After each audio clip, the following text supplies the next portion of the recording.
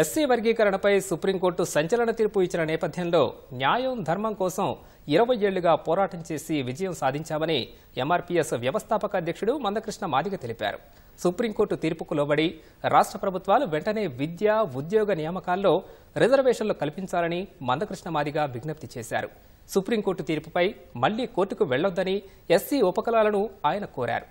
రాష్ట్ర ప్రభుత్వాలు సుప్రీంకోర్టు తీర్పు అనుకూలంగా ఎస్సీ వర్గీకరణపై ముందుకు వెళ్లాలని భాజపా ఎంపీ రఘునందన్ రావు సూచించారు.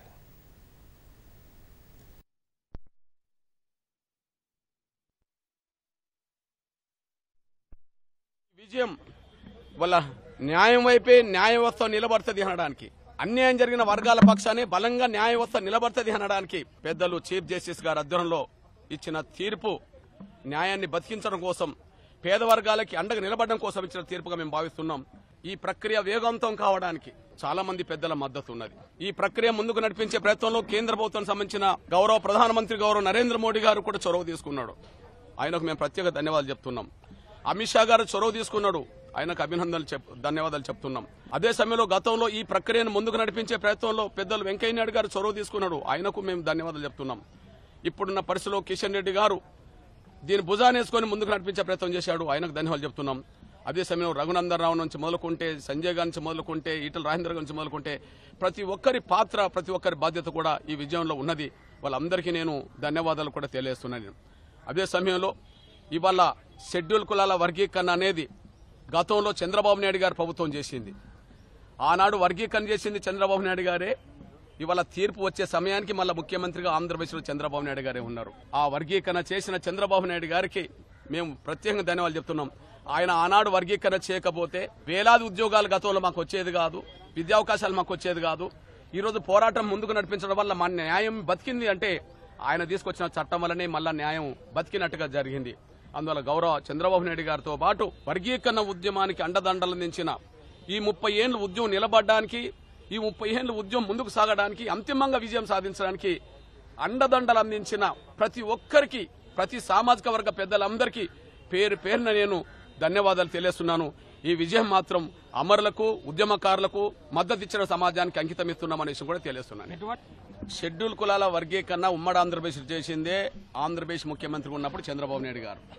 కాబట్టి ఇప్పుడు ఆటోమేటిక్ గా చంద్రబాబు నాయుడు గారు మళ్ళా ముఖ్యమంత్రిగా ఉన్నాడు. ఆయన వర్గీకరణ చేస్తామని పదే హామీ ఇచ్చి జనంలోకి వెళ్లాడు. మాదిగలందరూ ఆయనకు సంపూర్ణ సహకారం అందించారు.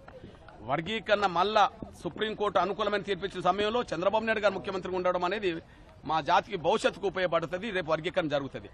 ఆ స్థానంలో మరొకరు కనుక ఉంటే మా వర్గీకరణ జరిగేది కాదు. సుప్రీంకోర్టు తీర్పు ఇచ్చినా కూడా దానికి ఏదో సాకులు చెప్పి కొంత అడ్డంకులు కల్పించడానికి ప్రయత్నం చేసేవాళ్ళు.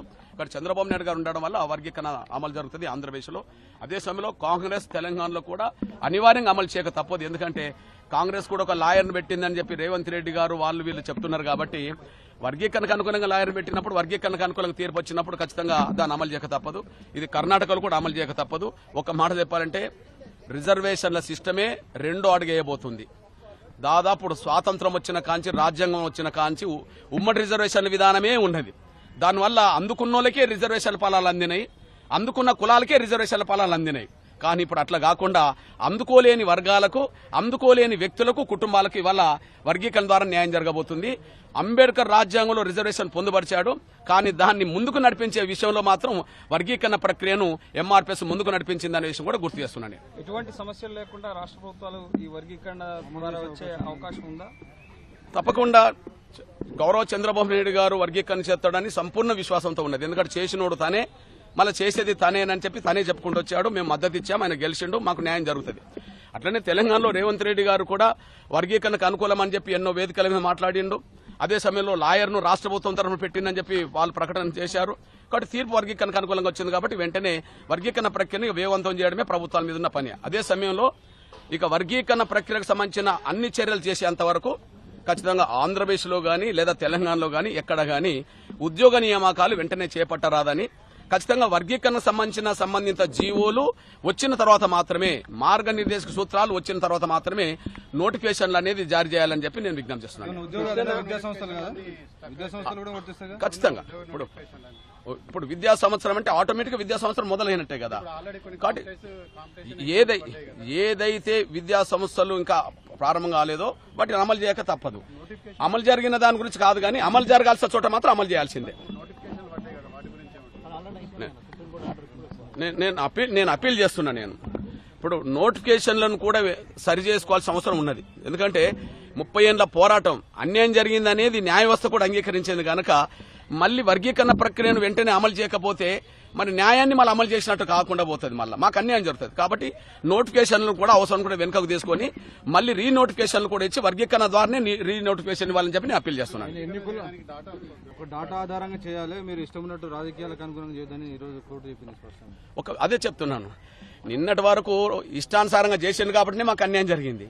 డాటా పరంగా చేస్తే మాకు న్యాయం జరుగుతుంది. ఎందుకంటే ఎస్సీ వర్గీకరణ జరగాలని చెప్పి ఉషామేర కమిషన్ చెప్పింది, ఆ డాటా ఉన్నది. రామచంద్రాజు కమిషన్ చెప్పింది, ఆ డాటా ఉన్నది. అంతకుముందు లోకూర్ కమిషన్ చెప్పింది, ఆ డాటా ఉన్నది. ఏదైనా సరే అన్యాయం జరిగిన వర్గాలకు న్యాయం జరగాలంటే డాటాను ముందు పెట్టుకుని చేయాలనే మేము చెప్తున్నాం. సుప్రీంకోర్టు కూడా అదే చెప్పింది. అంటే జనాభా ప్రాతిపదికన జరుగుతుందా ఇది?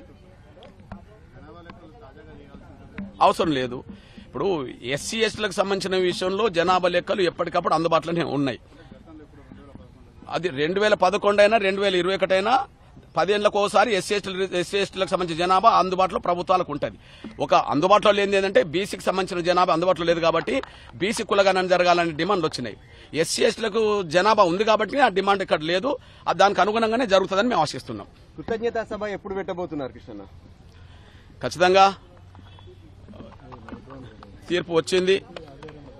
పెద్దలందరినీ కలిసి వాళ్లకు నేను ధన్యవాదాలు చెప్పే ప్రక్రియ కూడా ఇక్కడ 1-2 రోజులు ఉండి కొనసాగించాల్సి వస్తుంది. తర్వాత హైదరాబాద్ వెళ్ళిన తర్వాత జాతీయ అత్యవసర కమిటీ సమావేశం ఏర్పాటు చేసుకున్న తర్వాత అది విజయోత్సవ సభ, సహకరించిన వాళ్ళందరికీ అభినందన సభ, 2 ఒకే వేదిక మీద ఉండే విధంగానే మేము ప్రయత్నం చేస్తాం. ఖచ్చితంగా ఇప్పుడు సోదరులు కేంద్ర మంత్రివర్యులు గౌరవ్ కిషన్ రెడ్డి గారు ఉన్నారు. ఆయన ఈ విషయంలో ఎంత చొరవ తీసుకున్నాడో మీ అందరికీ తెలుసు. ప్రధానమంత్రి గారిని తీసుకురావడంలో కానీ, అమిత్ షా గారిని తీసుకురావడంలో కానీ, వర్గీకరణ ప్రక్రియను ముందుకు నడిపించే విషయంలో ఒక కమిటీ ఏర్పాటు చేసే విషయంలో కానీ, ఆ ప్రక్రియను ముందుకు నడిపించే విషయంలో సోదరుడు కిషన్ రెడ్డి గారు చొరవ తీసుకున్నాడు. సంజయ్ గారు కూడా చొరవ తీసుకున్నారు. ఒక మాట చెప్పాలంటే ఇప్పుడు నా పక్కన ఉండబడే మా రఘునందరావు అన్నతో పాటు తెలంగాణ ఆంధ్రప్రదేశ్ సంబంధం లేకుండా, కర్ణాటక సంబంధం లేకుండా దక్షిణాది రాష్ట్రంలో బీజేపీ పెద్దలందరూ వర్గీకరణకు సంపూర్ణ సహకారం అందించి వాళ్ళ బాధ్యత చేపట్టారు కాబట్టి వాళ్ళు ముందుకు నడిపించారు కాబట్టి ఈ దశకు వచ్చిందని మేము భావిస్తున్నాం. వాళ్ళందరూ ధన్యవాదాలు. మీ దాంట్లోనే ఒక వర్గం దీన్ని వ్యతిరేకిస్తూ వచ్చింది, వాళ్లకు ఏం చెప్తారు? మళ్ళీ ఇకనైనా అంటే ఎలా కలిసి ముందుకు పోతారు?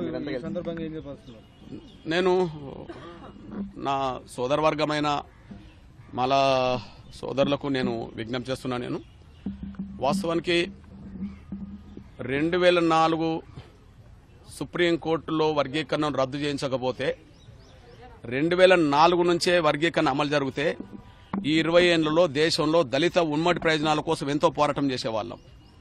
దళిత వర్గాలందరి కోసం, గిరిజన వర్గాలందరి కోసం, బలహీన వర్గాలందరి కోసం ఒక పోరాటం చేసి నిన్నటి వరకు లేని హక్కులను కూడా సాధించే ప్రయత్నంలో ముందడుగు చేసేవాళ్ళం. దురదృష్టవశాత్తు 2004లో వర్గీకరణ అడ్డుకోవడం ద్వారా 2024 వరకు కూడా మాలాంటి వాళ్ళం దాని మీద కాన్సన్ట్రేట్ చేయాల్సి వచ్చేసింది.